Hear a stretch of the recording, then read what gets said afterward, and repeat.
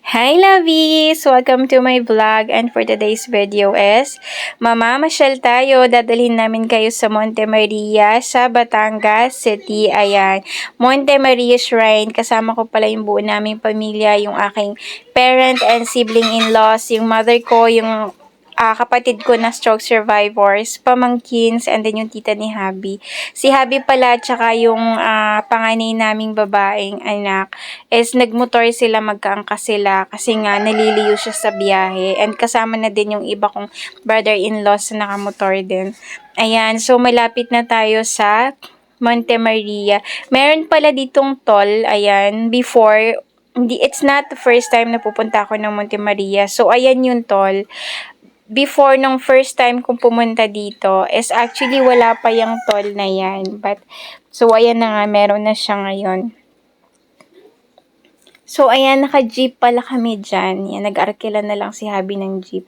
Dinrap na kami dyan ng driver ng jeepney. Kasi sabi niya, malayo yung parking area at maputik. Sabi niya, so dito na lang kami niya dinrap. Ayan, pagkababa ko pa lang ng jeep, amoy na amoy ko yung masarap at malamig at malakas na simoy ng hangin na sadyang talagang release ng stress at nakaka-relax ng mind. At imagine, tignan nyo yan mga loves.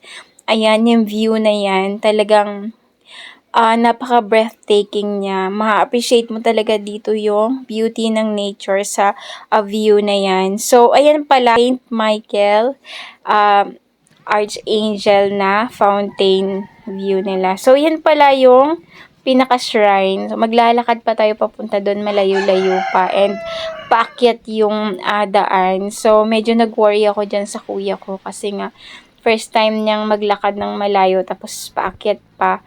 And then, first adventure niya to, simula nang na-stroke siya. Lagi na lang talaga siya sa bahay. Hindi na siya umaalis, hindi na siya nakikihalubilo. Pero naglalakad-lakad pa naman siya, nag-exercise araw-araw. So, para sa akin, isa ito sa first achievement niya. Ayan. And first time na makasimba dito sa Monte Maria Shrine.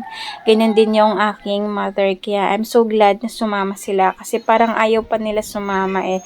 Pero I'm glad na napapayag ko din.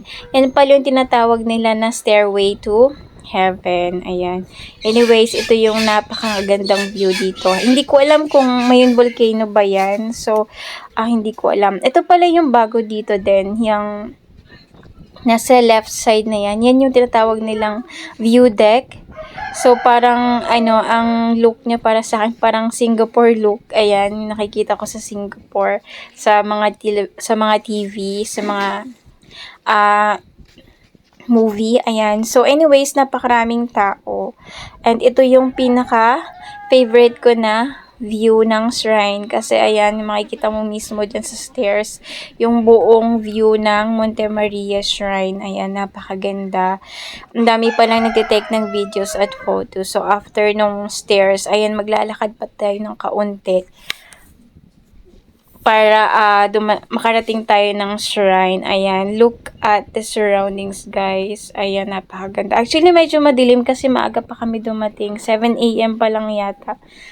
Ayan. So, hindi siya matraffic kasi ang ganda ng rules ng traffic nila dito. Ayan. So, yan yung closer look sa statue. Ayan yung sa kamay niya. Ano din yan? Parang view deck din yan. Parang hindi pa yata siya naaakyatan. Yan. Pwede daw umakyat doon sa second floor pero may bayad. Kaya hindi na kami nag-akyat kasi nga may mga kids kaming kasama. And ito yung pinakasulit din na view dito. Yung sea view nila sa front mismo ng shrine. Yan pala yung mag-ama ko. Ayan. I don't know kung ilang feet ito. Ayan. So, lumapit ako doon sa sea view. Ayan, napakaganda. Ito sinasabi na this is where the mountain meet the sea. Ayan. So, that is after the mass na. Nakapag-attend naman kami ng mass. Nakapag-communion kami. Ayan, kasama ko yung mother ko, yung aking brother, at saka yung aking mga in-laws, and then si Habi. Ayan. So, syempre, sinulit natin, nagbili din ako ng Monte Maria products, yung rub, yung roll, at saka yung kanilang oil. Ayan. So, pababa na kami dyan, mga mi. Ayan. Ito talaga yung sobrang, dito, yung part na to, dito ko sobrang na-appreciate yung napakagandang view, guys. Kahit nasabihin mo sobrang daming taong umaalis, tapos dami ding dumadating. Talagang napakaganda. Actually, sinulit ko na yun, nakapagpa-pictures na kami dyan. Ayan, look at this view.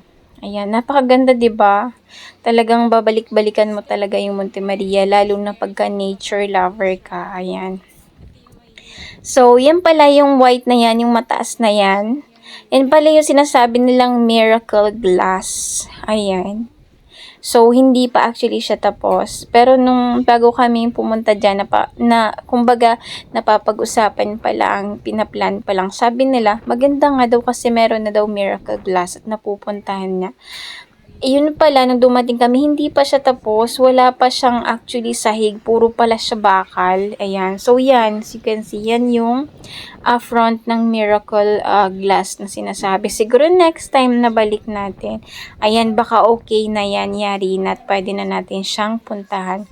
Yan, so you can see guys, kita nyo naman sa mga puno kung gaano kalakas yung hangin. Pero hindi siya nakaka-worry kasi nga mas nakaka-relax talaga siya. Kung tense yung katawan mo dito, talagang marerelax ka talaga dito. Ayan.